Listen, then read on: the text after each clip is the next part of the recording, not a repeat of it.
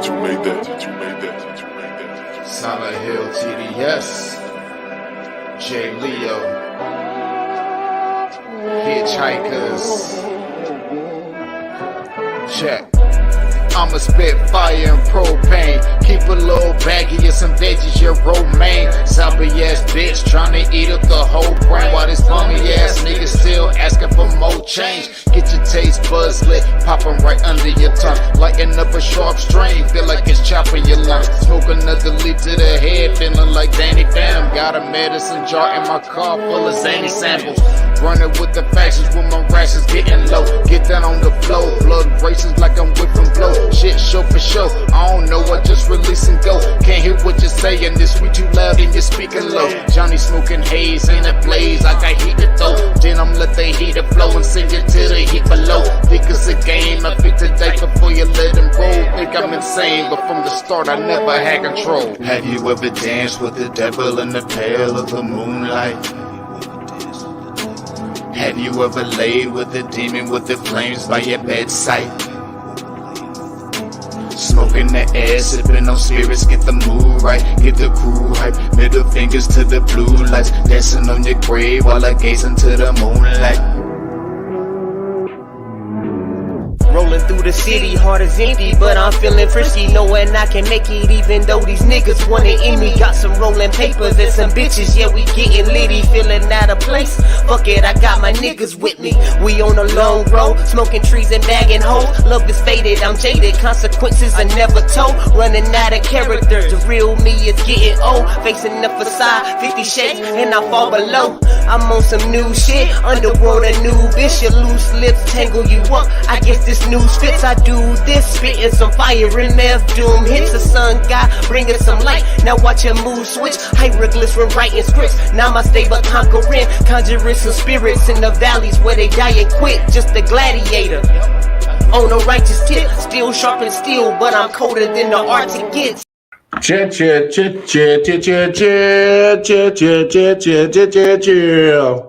What's up? How's everybody doing tonight? Hope everybody is having a fantastic Monday. Everybody is alive, well, enjoying their life. As always, that's the homie 40 Water, aka Silent Hill TDS. Him and the homie J. Leo. Pale Moon Devil Dance is the official, unofficial theme song to I.O.W Sports Late Night Owl Edition. As you see it scrolling on the bottom of the screen, make sure you go over to the YouTube page and show some love to the fellas. Like, share, subscribe, do all that good business, do all that good jazz. And while you over there on YouTube, showing some love to the homie 40 Water and J. Leo on their YouTube, you know the deal. I.O.W Sports Network, the YouTube page. That's where all the content is at for I.O.W Sports. Yes, we have the Instagram. There's the Instagram address right there. Yes, we have the Twitter account. But we use those just, give you some teasers, let you know what kind of content is coming onto the YouTube page. But go to the YouTube page for sure. Like, share, subscribe. Hit that bell notification, let you know every time we go live, drop some new content. And go onto the Facebook page where you can, if you are in, a sports fan, a lover of sports, you can drop a take, spark an adult conversation, good debate. That is the Facebook page. See it scrolling on the bottom of the screen, I.O.W Sports Network. You can also, drop a little funny meme. Emphasis on network. So if you got like a little small business, let somebody know. You might sell some goods, sell some services on the Facebook page as well. If you have a sports podcast, we are always open to collaborate at I.O.W Sports. And then most importantly, go on over to your respective app stores, whether it's the Google Play Store or the Apple Store. Download the I.O.W Network app. A lot of good music, a lot of good content. And speaking of good content, one host of one of the greatest podcasts, wrestling podcasts out there, the Elbow Drop Podcast. He's been a long-term viewer of I.O.W Sports and multi-time visitor of I.O.W. Sports. His face is pretty frequent here on I.O.W. Sports. None other than the Boney homie. What's up, Boney? Woo! Cream on the inside, clean on the outside, ice cream paint job. What's good with you, big dog? What's up, man? I had to come back through after I made promises last time. Yeah, we'll get to that. Go ahead real quick. You're looking real smart with your glasses on. Just wanted to point that out. Hey man, it's cause my contacts dried out and fucking fell out, and so I gotta go to America Best and get the damn trial version again and order some damn contacts. I don't know why I didn't order them when I was there, but I was bullshitting. But oh well, I can't stand these glasses. You can't, motherfucker can't even see me. I got all the glare of the lights all on me and shit. Yeah, you do like an anime character when you get focused. And push the glasses back and just get the whole glare. No, man, go ahead, plug everything for the BWO Elbow Drop man. podcast. BWO, man, find us on Facebook, Black Wrestling Order. And then you gotta go find the Elbow Drop podcast everywhere where you get podcasts. That we are returning soon with video now. So this week we'll be back and we're probably gonna stream live. And also Four Corners of Wrestling podcast. You find us on YouTube. Nice. I can't really remember the link to it, but just find it. It's on YouTube. Come to the BWO. You'll see links to it. And also late night Al Sports. Yeah, Matt, what's up? What's up, G? Melvin Wall in the building. The basketball guys are overcharging LeBron for what he did to the Cold Crush. Melvin, we know, nigga. I'm about sick of this nigga shit. Like I don't need you to use my pain for entertainment. I know. Hey man, but you know, look. That's a whole nother conversation too. I got other things to say out there, but let's go. I know. We'll get into it, and I normally don't do this, but you'll break off for a preview of the remix. No, not a preview of the remix. But I usually do like a top play of the day. But as y'all can see, I'm rocking the NWO shirt. I'm gonna put the toothpick in the mouth, and it's coincidence that my man Bones is here, and we are both part of the BWO. For those who are not wrestling heads, we lost a good one today, and I think I've only done maybe 2 tributes on this show. I did one when Dolph passed away, and this is my second one. And it's because it's when cats pass away, and they meant something to me. Let's play tribute. I was a big Dolph fan, so when he passed away, I played tribute. And this guy right here, Scott Hall, Razor Ramon, Chico, whatever you want to call him, the bad guy. Big part of my life growing up as a wrestling fan, and we just gonna take instead of a Walk Mar top play, we just gonna play a quick little tribute that WWE did for the bad guy. And then yeah, man, sad day in wrestling world, but hey man, let's pay some tribute to the bad guy. The WWE family is saddened by the passing of Scott Hall, the man who proved it's good to be the bad guy. Say hello to Razor Ramon. Scott Hall made an instant impact upon his WWE debut in 1992 as Razor Ramon. That character was the little spark that he needed to light the dynamite of everything he had. Take a look at me. I'm living the good life, man. Good food, good drink, good chicas. You just can't teach somebody to be cool. And Scott's always been cool. Maybe I could clear the table, huh? Is that what you would like, man? He's the guy that made it cool to be the bad guy. Being the bad guy came with benefits.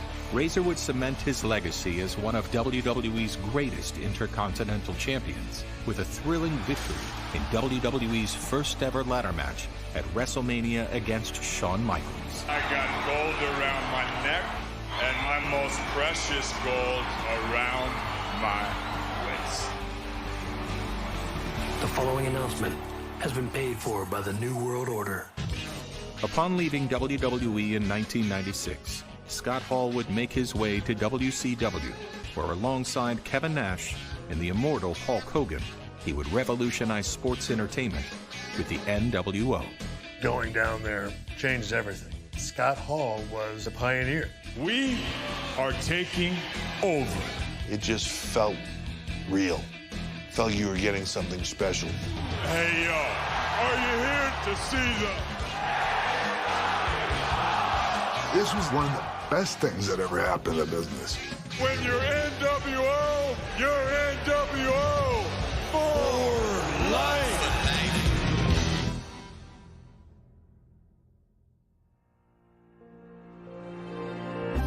The WWE family will forever remember Scott Hall as a gifted entertainer and two-time WWE Hall of Famer. Hey, yo.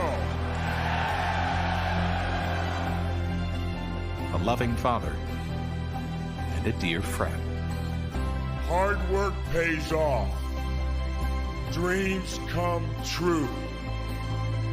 Bad times don't last, but bad guys do.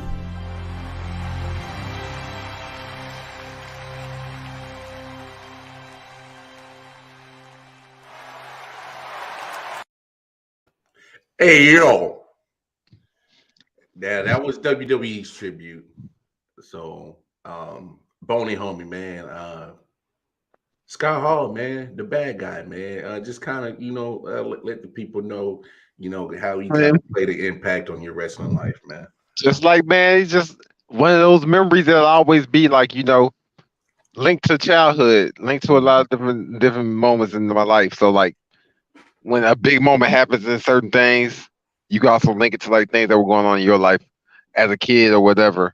So it's kind of like a part of my childhood died. Mm-hmm. I'm right there with you, bro. And it's crazy because when you see people that you watch on TV and things like that, it is what it is. And I normally don't pay attention. I know they're human, but I'm just like you, man. Like being a Attitude Era baby, man. Like Scott Hall was like part of my childhood. So like I feel like I lost that piece of me today. It's just like I still haven't even really come to grips with losing Kobe. You know what I'm saying? Right. I think this is for me. I think this is on that level of dealing with like a celebrity loss, and he's just like, damn, man, that sucks. But it is what it is. I just wanted to take the time out of the show to make sure that we, give a shout out to the bad guy. Condolences to the fam of Scott Hall and everybody that was a wrestling head growing up and enjoyed the entertainment value of what he brought. And hell, if gotta respect what he did for the business. I mean, NWO changed the game, man. They changed the game big time when it comes to wrestling. But Matt said I turned on Raw for the tribute only to see some cameraman catch a stunner from some guy. I didn't even watch Raw tonight, man. I was chilling with the lady and shit. But no, man. But let's do it. Well, anyway, let's get down to business of what we came here to do. We came here to talk some sports. I know Bony homie want to get back to this conversation we had about I.O.W, and I'm pretty sure he brought his ammunition with him, but we'll get to that in just a second. Oh, you can't even see how much stuff is on my screen. Oh, oh, you got a whole bunch of oozing with machismo. Yeah, Matt was a wrestling head too. So Tom Brady played the okey doke on us, bruh. And he did the smoothest though. He did the smoothest. Like, let's just talk about this has happened with other people. Even though I don't think like Brett Favre, I don't think he actually retired. I think he just spent the entire fucking 6 or however many months, the entire amount of months up until the training camp. Like, I don't know yet. Yeah. At least this nigga was like, he made up his mind to retire. Then he like, when it was time to come back and say, all right, like this is perfect time for the Bucks. Like, I wish he would have milked it because fuck the Bucks, you know. So and that has nothing to do with you being a Saints fan at nothing. Nothing. That's no bias. So, but he came back right in time, like for everybody to be like, all right, well, Tom Brady's back, so I want to stay now, or Tom Brady's back now, I want to come because free agency is about to start. Instead of waiting, and then he came back in free agency. And that's one thing about Tom Brady that's always been, is that he's always made sure his team was good. Nobody else, most people. There's a guy on my team that did that, but I don't like talking about him no more. Oh, you talking about Slap Man? But these niggas, like most of these people, they never ever really like, they got theirs more than Tom Brady was more like, let me get this team right. And getting this team right, I'm gonna get mine. So hey, you bring up a good point. He did do it well because technically, right now, people can talk about making contracts. It's like I guess the legal tampering little pad, like 3-4 days if they get before free agency. So it technically takes off Wednesday. So he basically did like right before the whole little thing, you know, for contracts are official. And so I'm just like, I'm under thinking like, I don't think that man wanted to be home, man. He's not used to being home. He's used to being in that competitive mind state that he's getting ready for an NFL season. And I honestly, he just couldn't let it go, man. 22 seasons. The dude got 10 Super Bowl appearances, 7 rings, plenty of money. Your model wife makes plenty of money. Yeah, he ran me around the house throwing random shit at Giselle. Let me see if I can knock the earring off your ear. She probably got tired of it. She was like, "Yo, you need to go get this shit out your system." Hey, that could be a point too. Like she probably was like, "Yo, this dude is miserable around here. He need to get the hell out that house." Yeah, you clearly aren't done. So go finish. I do look at it this way. He's accomplished a lot, and so there's really nothing left really for the actual game of football for him to prove. And so I can see the reason why for him to sit down, because you don't want to take one of them hits that'll make you sit down. You know what I'm saying? And but on the other end, you look at how well he played. It's not like his skills diminished. You know what I'm saying? Like just because he was 44, not like the skills weren't there. The arm talent was still there. He just 44. Like it's not even about like I'm diminished too much to even still be a top tier talent. Yeah. Like in that matter, he got nothing to lose, and at this age and what you've already accomplished, like and like anything can take a hit to your legacy. It's not even possible. It's not even possible. He can go out there and play completely bum, and we're all just gonna be like, well, shit, he's 44. Yeah. You know what I mean? So he got nothing to lose. I never thought of it that way. He can go out there. He could possibly go out there and get another ring. Please don't speak that in the atmosphere. I mean, I don't want it. I mean, I'm just gonna say it right now. The best quarterback just got his eyes fixed. That's all I'm saying. That may be biased, but I'm riding with Winston to the end. Hey, but y'all still got to make sure y'all keep him. I don't think y'all gonna keep him. I think we are. I think No, I'll say this. I'll say the Saints keep Jameis Winston if they're not able to get Deshaun. I agree. And because I think you guys are real serious about getting them. And it makes, I mean, Winston has lost a lot of, I mean, I assume a lot of his mobility. I'm sure they assume the same, considering his injury. Yeah, because of the ACL. But if you really think about it, Jameis really wasn't like a mobile quarterback, like a Deshaun or Lamar Jackson or somebody Yeah, that ran a lot. like he wasn't running a lot, but he still moved a lot, Yeah. So I don't know. I'm optimistic about him, but I mean, like, I don't know how the organization feels as far as that goes. For me personally, and this being an unbiased football fan, I was never a big fan of crab legs. All right, And where's the leave button? is it what the leave button? Hey, okay, I wasn't a fan of Jameis, all right. And I gotta admit, he had that offense going well when I thought the offense wasn't going to do shit because of Drew Brees being gone. And pretty Big much shoes. you had pretty much Alvin Kamara was your only offensive weapon for the most part. I mean, let's keep it 100, keep it a buck. Slant man don't obviously he don't look like he want to play again. At least in the Saints uniform. I don't know how ankle injury keeps you out for almost 2 years, but that's neither here nor there. That's another conversation for another day. Ben Simmons ass nigga.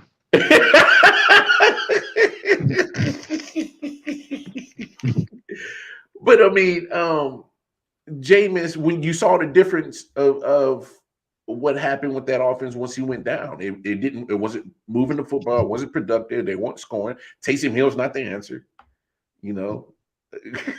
but y'all keep giving them money. Throwing money at him. They put so many incentives on it. At least. Hey, Melvin, I agree with you. I think, and I thought I would never say this, I think Jameis Winston is the best option for the Saints. And I thought I would never say that. But here I am. I'm saying it. I mean, he had the offense going well. You can't take that away from what he was doing before he got hurt. He was playing good football.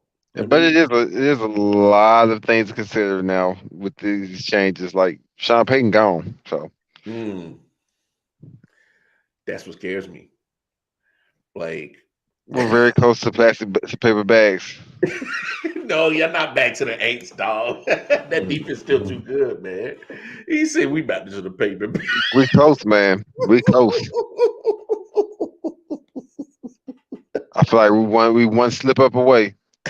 One more slip up because the Camaro done already had one. Yeah, and he hasn't even seen. He's been released on bail since that happened. Since then, but he still hasn't had an appearance in court, which is back in damn Las Vegas. So he's gonna have to deal with the traveling part, going back from wherever he resides at. But like, if this is not taken care of before the season, man, that's a distraction. Completely. Because even then, even when it does get taken care of legally, you still got to see what's going to happen next from the league. That is true. So like that's something that's hanging over the entire team's heads when you got this guy who is like your number one guy in the reality. No, one, two, possibly third option. You know what I'm saying? So, I mean, without Kamara, then you talking about you still don't know who looks like they're going to be the quarterback of the team. Then you deal with no Sean Payton.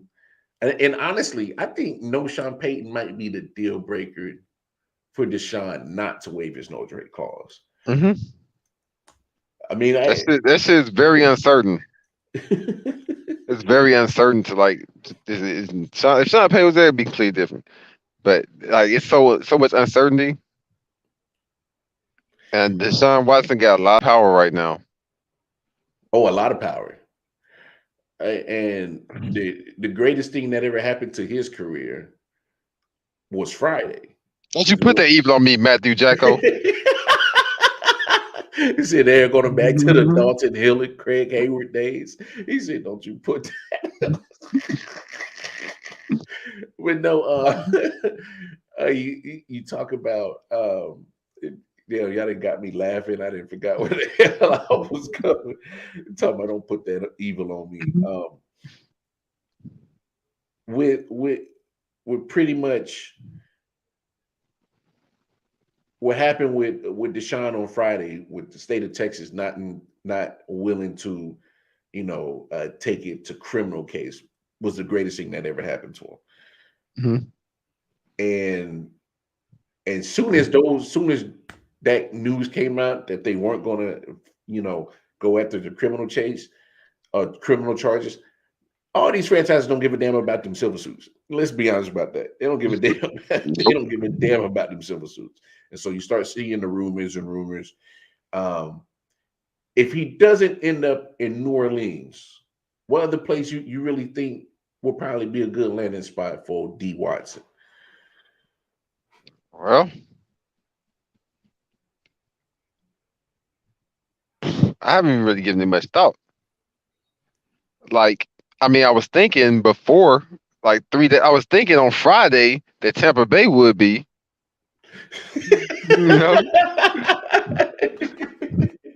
And then somebody just messed that up. Right. So, like, top of my head, I thought it was like it's Tampa Bay is like Gabby his number one option. They already set up. It's proven that they set up. So, but nah, that's not there. So I really haven't given it much thought. I would just be throwing something out. Because unlike you, I'm not as witty and as knowledgeable naturally at NFL. Well, some people had said Seattle might be a good spot because now that Russell Wilson's down in Denver. I don't feel like that though. Matthew saying Atlanta. Fuck Atlanta. Nah, I couldn't do it. I don't even know. First of all, nobody want to go to Atlanta at all. Hey, Matt, jump in the comments, man. Let us know what you think will actually be the good selling points for Atlanta. Because right now, I don't see it. Maybe the stadium. That's about it. And I don't know if he wants to go to Atlanta. Some of those masseuses might trick you, so you know what I mean. So I don't know if that'll be a good landing spot. It's so crazy because there's been a lot of movement.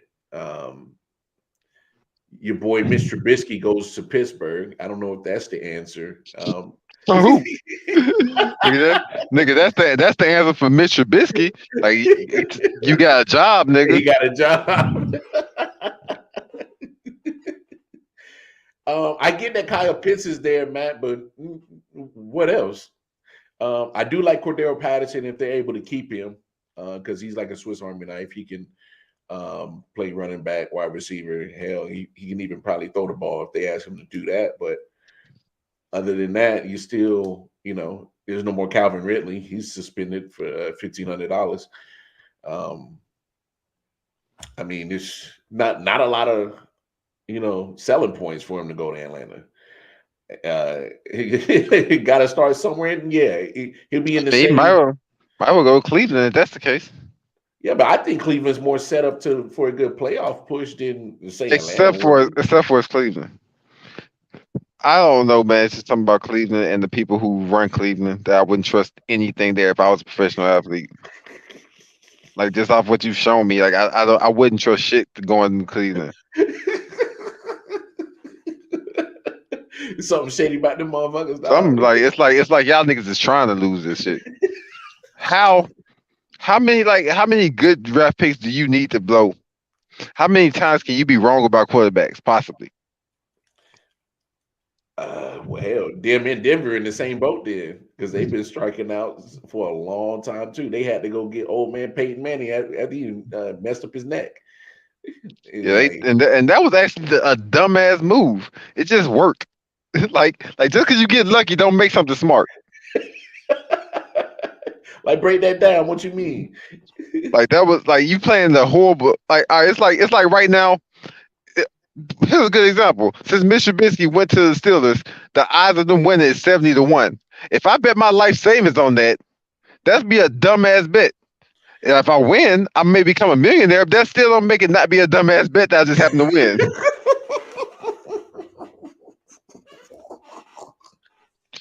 So like, just because like that was a dumbass bet to bet on Peyton Manning when you didn't even when Peyton Manning couldn't hold a fucking pen.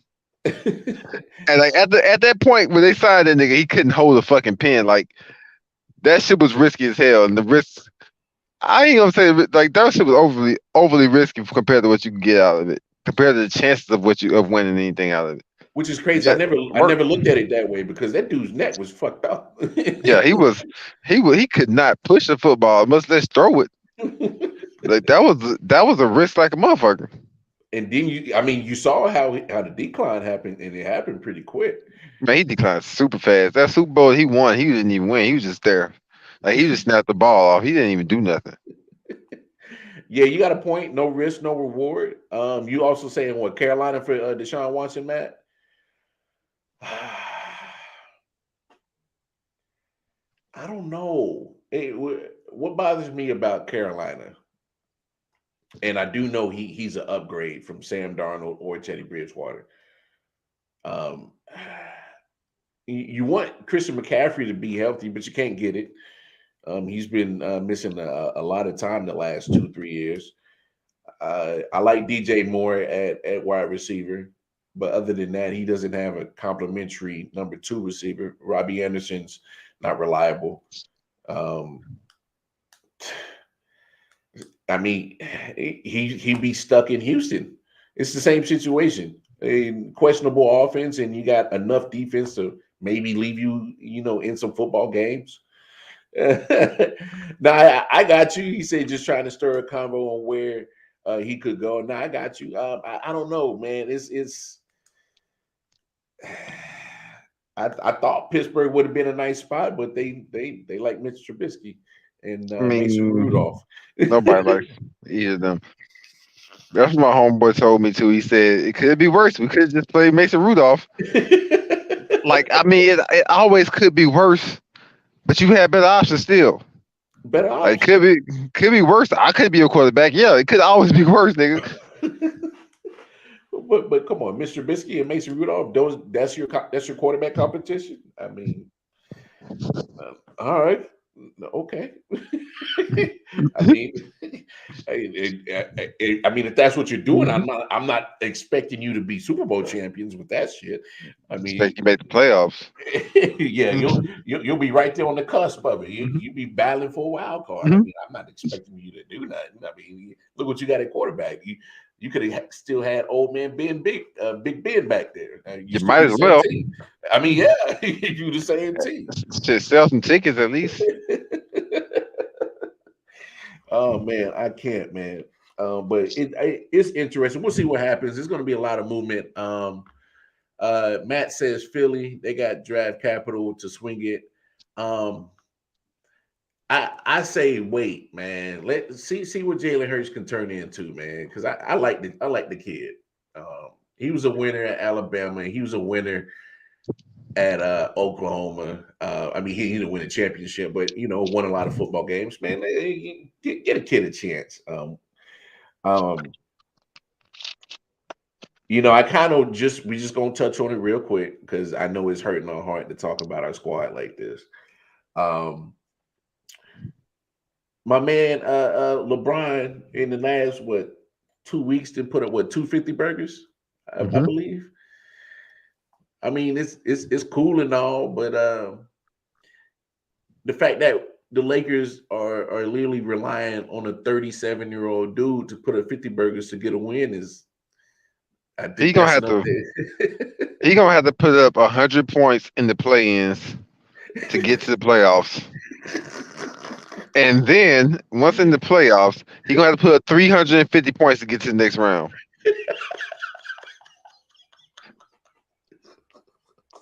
And I stand on my point that I made last time. If we win a championship this year, LeBron James is the greatest player of all time, bar none.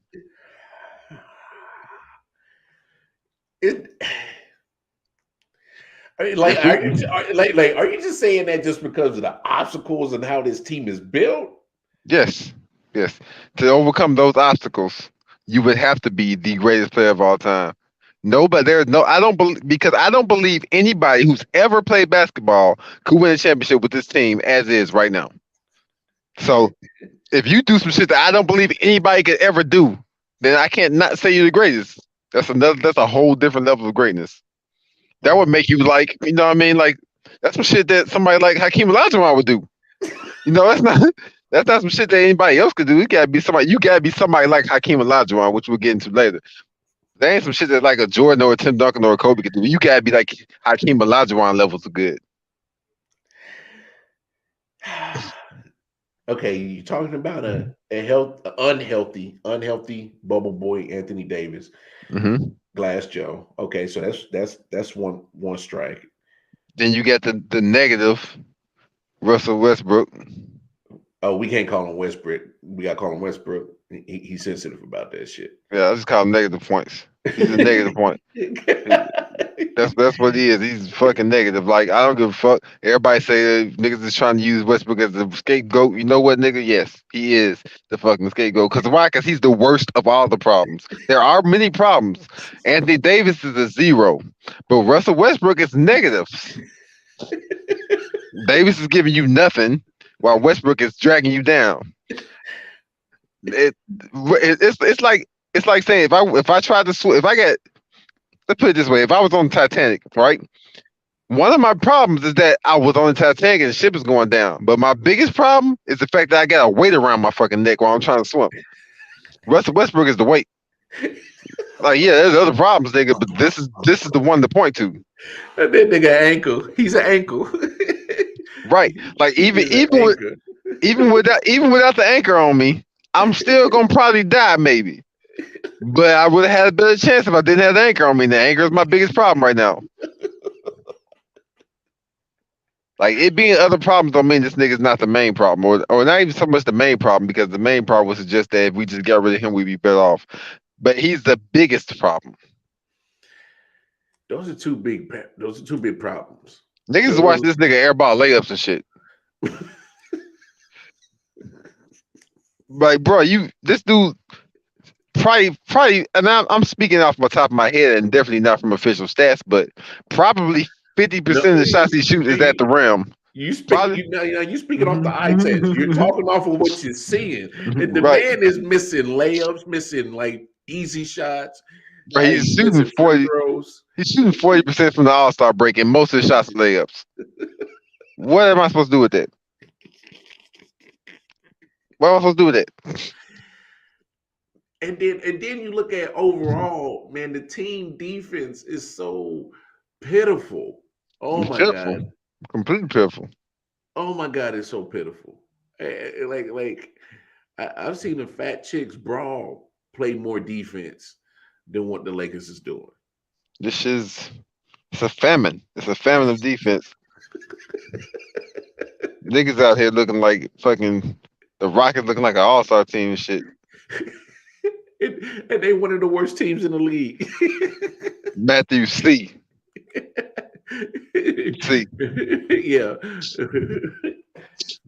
So let's move past that.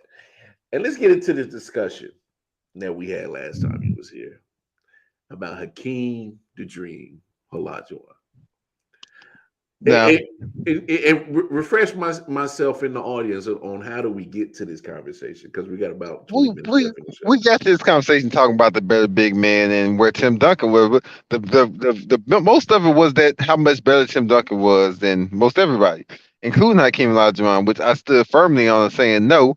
But I don't have the numbers at hand right now, but I could get them for you and show you that Tim Duncan is actually not fucking with Hakeem Olajuwon, and most big men aren't. Now, with what I have at hand, I'm about to just say it like outright. He's the best big man of all time, or the second best. Who, Hakeem? Yep, it's one or two. Wait, hold on. No. We're not gonna do that. You gonna stand on something. You're gonna say he either is the best, not one or two. Well, I feel like I need to look more into Kareem Abdul-Jabbar before I stand on him being better than Kareem Abdul-Jabbar. Okay. I need to do the same deep dive I did on him on Kareem. Okay. That's the reason why. Okay, so all right, so let's take out Kareem for conversation purposes. Go ahead and hit us with your thesis on why you think Hakeem is the best big man. Barring That's it. Abdul-Jabbar.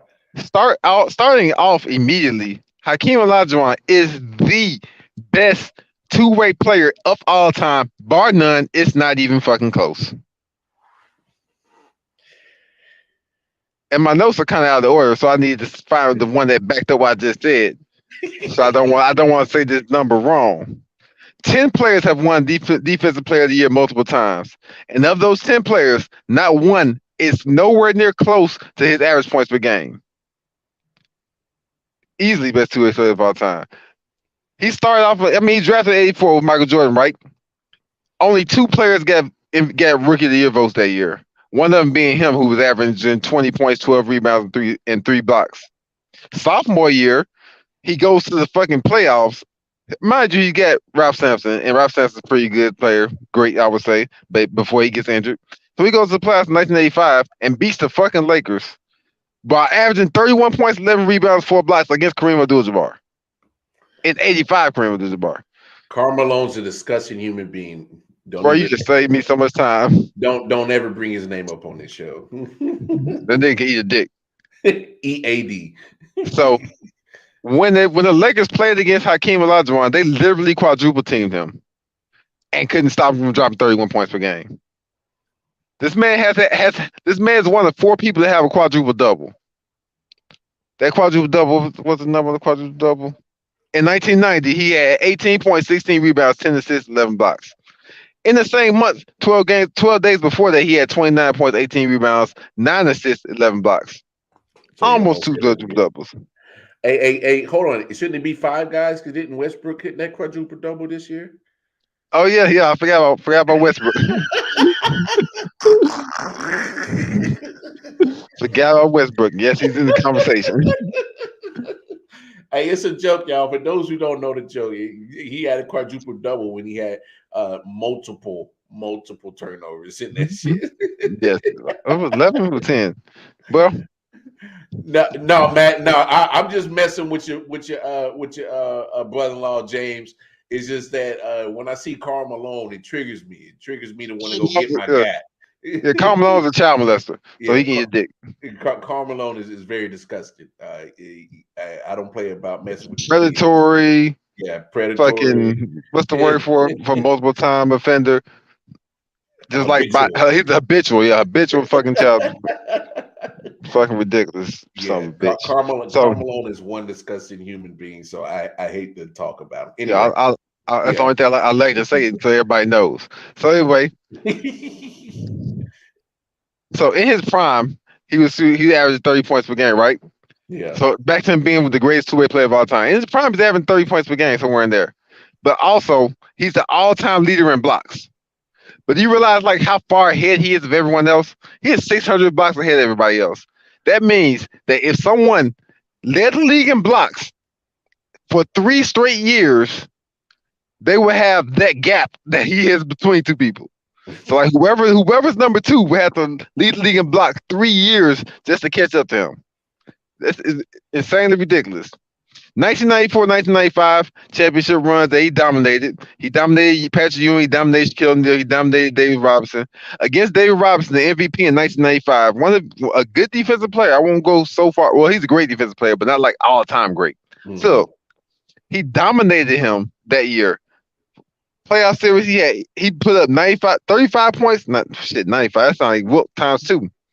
He put up 35 points per game, 13 rebounds, 5 assists, and 4 blocks. The only player that ain't no better. You over there getting cooked, bro. Cooked.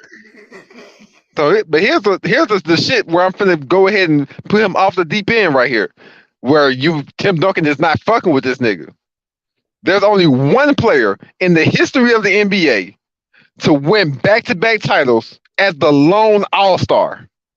Hakeem Olajuwon never had that All-Star. And Tyler Jordan made a post in I.O.W. Sports Facebook page saying that Houston was a super team.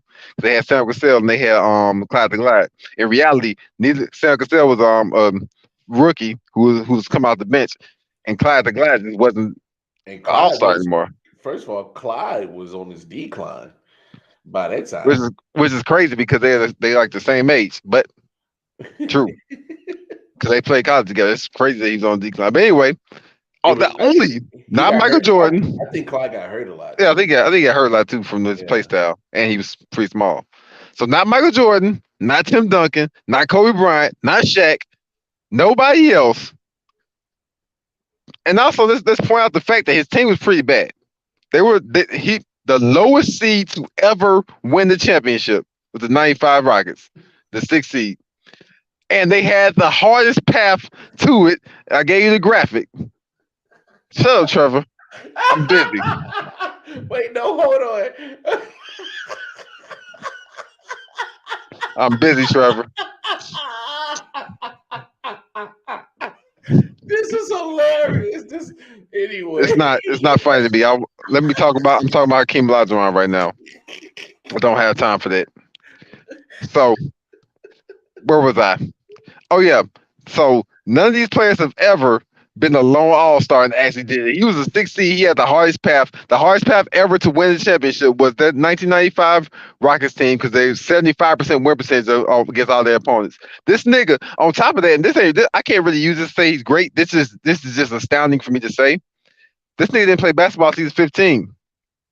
And then he didn't really play against nobody who was fucking knew how to play basketball. He went to Houston, and that was the first time he had real basketball shoes in his life. He was playing in Africa. It was second year in Houston. Second year, this nigga averages 14 points, 11 rebounds, 5 blocks. In college, you don't even got enough time to get 5 blocks. This is the MVP, a Defensive Player of the Year, a Finals MVP. After 92, he's pretty much constantly topping in the top 3 MVP. He shut Patrick Ewing down to shoot under 35% in the finals. He did. Played some good defense. He put 33, 12, and 5 on Shaq in the series. Wait, hold on. And that's young Shaq. Young Shaq. Wait, hold on. Say that again on that average. 33, 12, 5 blocks. Oh my God. That's young Shaq. And in that playoff series, Sam Cassell said that they didn't have any plays. Their only play was to pass the ball to Hakeem. Either Hakeem was going to score, they were going to double Hakeem, and he was going to kick it out to a shooter, or Hakeem was just going to shoot over the double. That was the entire game plan that they used against Shaq.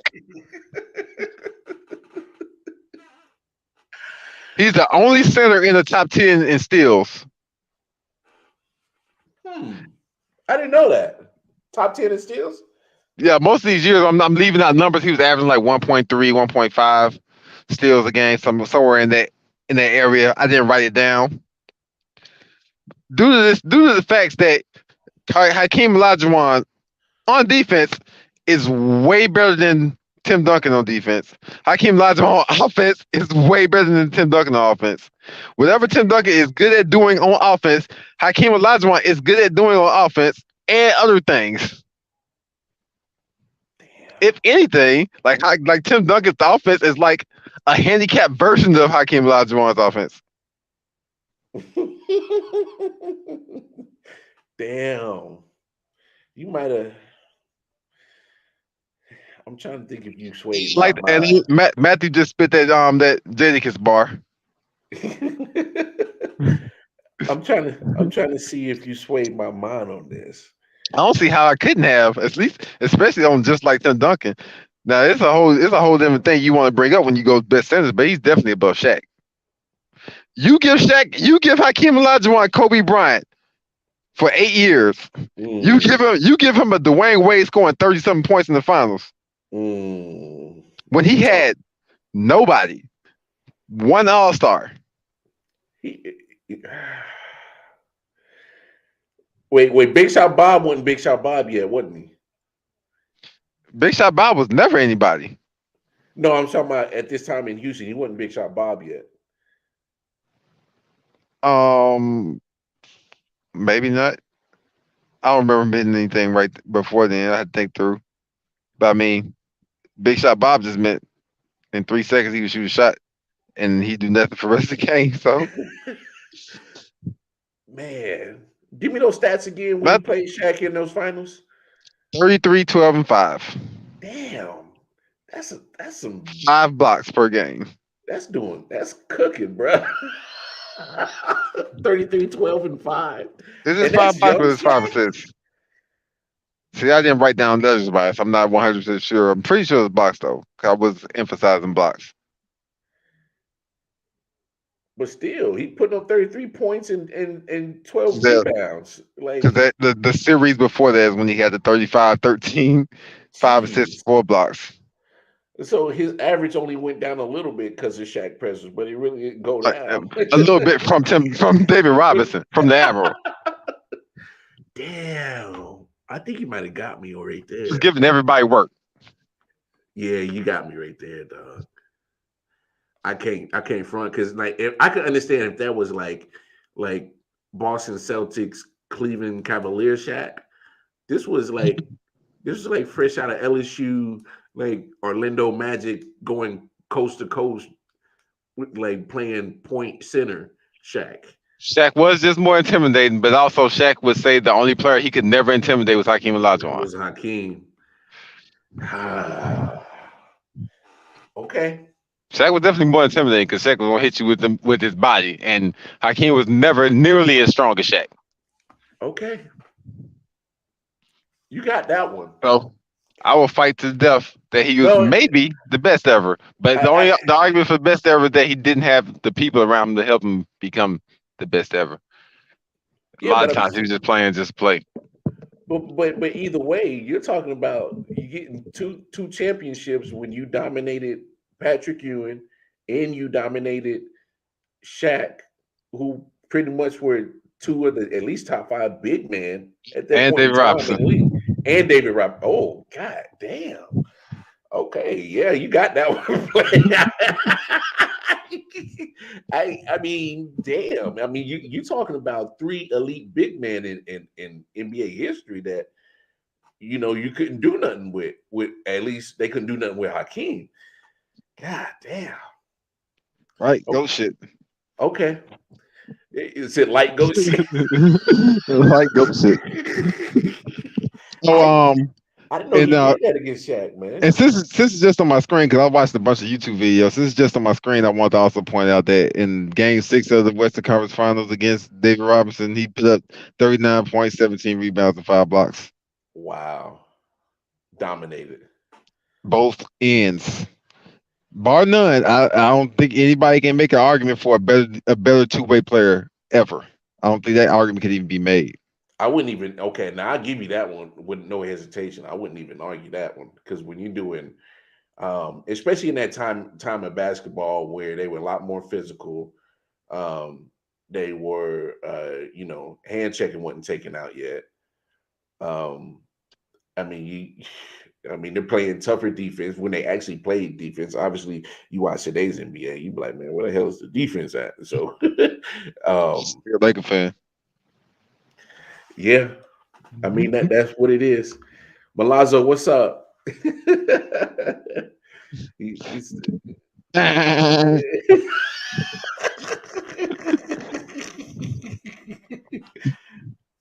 Yeah, okay, you got that one, player.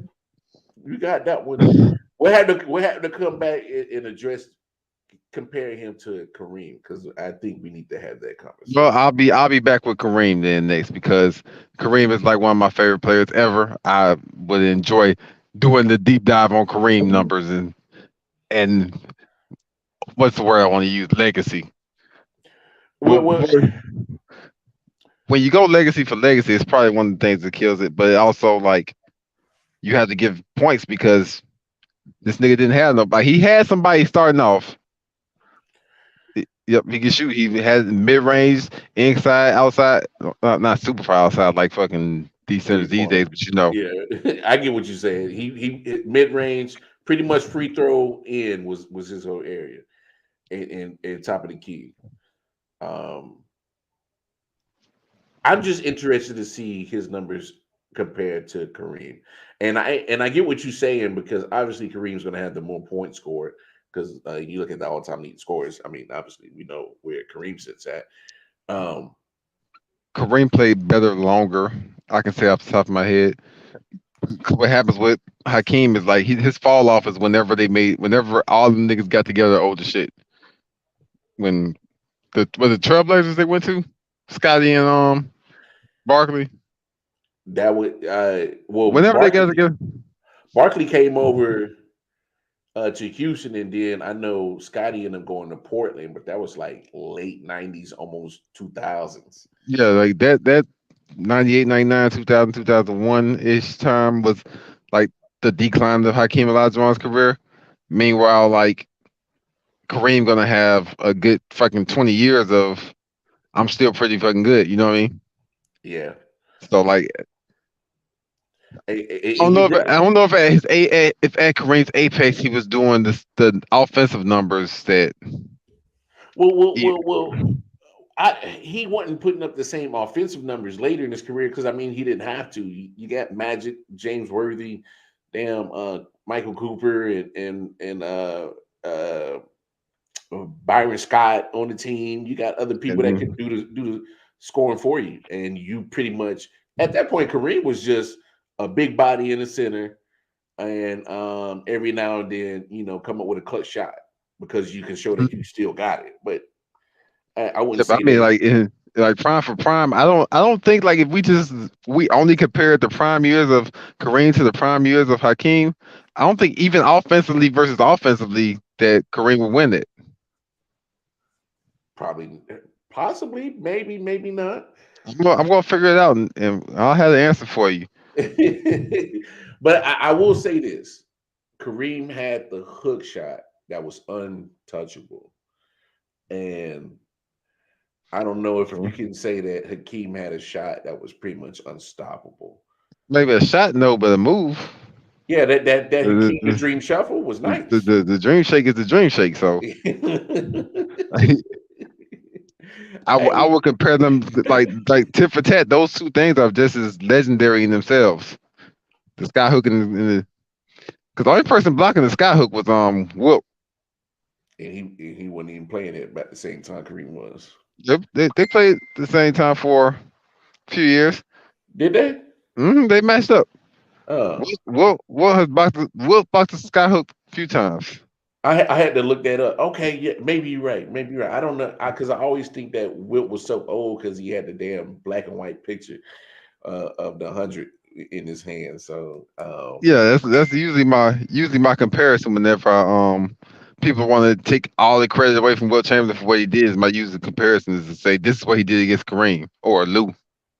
This is what he did against Lou Alcindor. He was new at that time.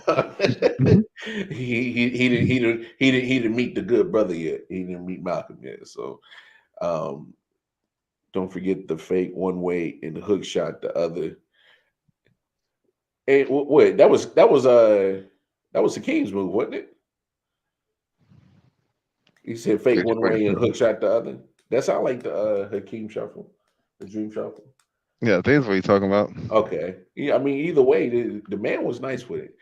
All right, I can see.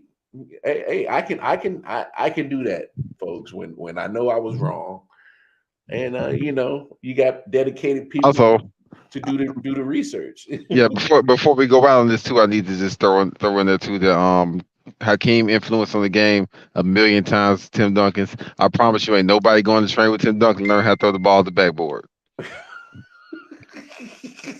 And most importantly, Tim Duncan born.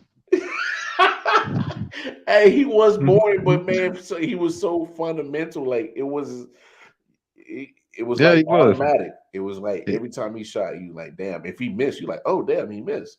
So I get what you're saying, but he was born. He was born, and I hate watching him shoot free throws. Like don't nobody get that. Cause I would make sure we didn't foul him just because we don't have to sit here and wait for his free throws to break all the momentum up. But like, bro, we trying to speed the game up, bro. Like speed it up. You slowing this bitch all the way down. Hey, that's what happens when you got big fundamentals. But look, hey man, much respect to the big homie Bones, man. My man, he was like, he jumped in. He's like, bro, we gonna finish that Hakeem conversation, and you persuaded me. Like a good politician does, you get your constituents to see shit your way. So, and there's one thing we was like 10 when this really happened. So, you know. But I and that's why I think that's what helped sway me over is because like I guess I didn't remember how dominant Hakeem was during those 2 championship runs. But I'll say this: he lucky MJ was playing baseball. It I probably don't wouldn't have know. happened. I Nah, don't this shit know. wouldn't have happened. This shit wouldn't have I happened. don't know. Come on, man, I don't think do he could that. beat that whole. I don't know. I think he could beat that whole team that year. They were the same way. Man, Mike, if that same Bulls team that Mike had and he didn't step away from playing baseball, But we going he would and have stop. He would have killed both of them Rocky teams. while we're in overtime, I just gotta say, Hakeem Olajuwon would have averaged 50 points against Big Country. And that's not even the right person. I'm talking about Luke Longley by calling Big Country because that's what he looked like. They the same. They look like the same people. They look like the same people, so it's good enough. But Luke Longley was not finna stop this man. They would have said Scottie Pippen was gonna stop him. Oh no, Scottie Pippen and then it was just shoot threes. Like that, it would have been the same thing, maybe worse. And the problem no, is, in 1994 he didn't have nearly the same team.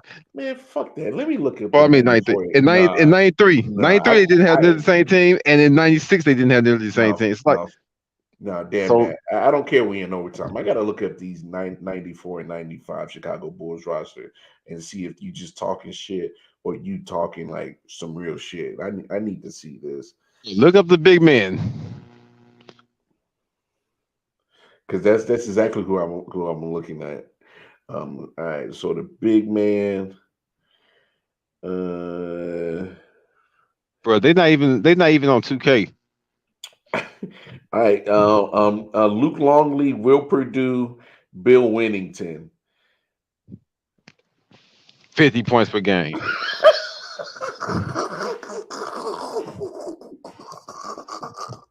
I remember these niggas. All right. Let's go to the next year. James Edwards, Jack Haley, Luke Longley, Bill Winnington. As long as still starting right. God damn it. So maybe Michael Jordan was lucky he went to go play baseball. Maybe he was. Okay. I'll say this. Hakeem would have ate, but who else would have ate?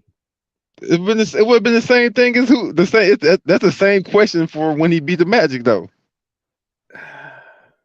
Yeah, Hakeem, because Shaq had Penny too, and they still couldn't do nothing with Hakeem. right? So like, no matter what, that was the whole concept for everybody who played. Who else is going to eat? I guess nobody need to, as long as they out there to shoot these threes. Shoot these threes once they start triple teaming me. Shoot a three.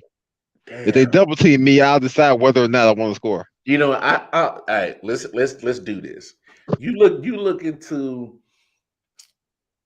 the Kareem and Hakeem prime years comparison, and I'm gonna look at 94 and 95 Bulls Rockets roster, and we gonna dive deep in that. So next time we link up, we gonna have that conversation. So we gonna put a pin in that because because I give you credit that Hakeem would have ate, but you still talking about Pip and Jordan. Like we talking about just talking about Jordan.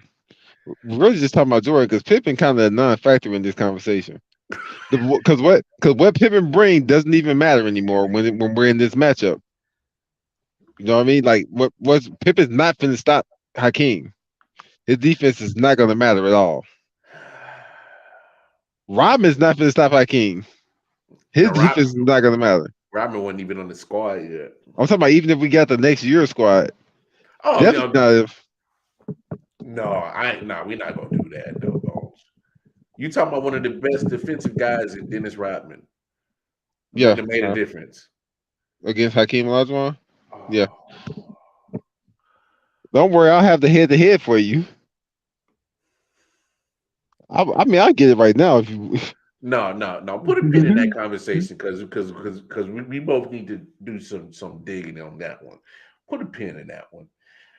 But look, man, before we get up out of here, plug away the podcast, the Facebook page, and then we're going to get up out of here. Go ahead and give it to him one more time, Big Pony Homer. I mean, a podcast, the Elbow Drop podcast, wherever you find podcasts at. Then there's the Four Corners of Wrestling podcast on YouTube, and then there's BWO Black Wrestling Order on Facebook. And I really want to just go ahead and tell you that Hakeem would average 26 points per game against this roster.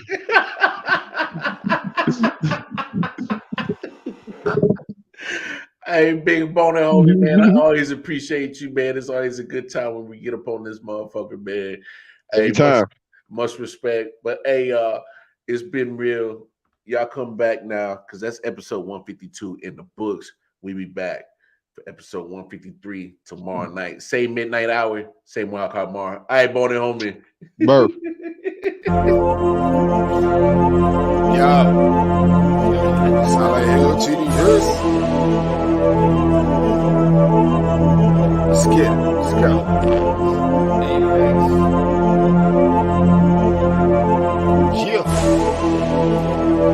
Alright, let me get serious this time.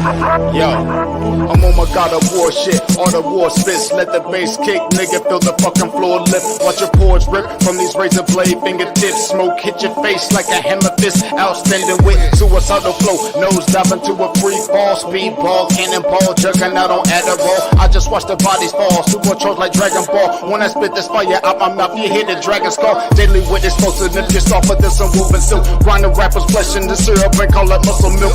So nutritious, my hunger forever endless. I'm vicious and bloodthirsty, my nigga. I handle business pretentious, I leave them injured. Eating pickles for dinner, underground like not the splinter. Then hibernate for the winter. Illiterate, so I can give a fuck about the sentence. Belligerent, so I don't give a fuck about repentance. Johnny plays with a bag of haze over roast spirits. A force to be reckoned with when I'm beating all limits. These lyrics are packed with venom. Rattlesnakes in the kitchen, cooking a recipe full of poison. I leave them finished. Come to punches, yo, I only landed 3.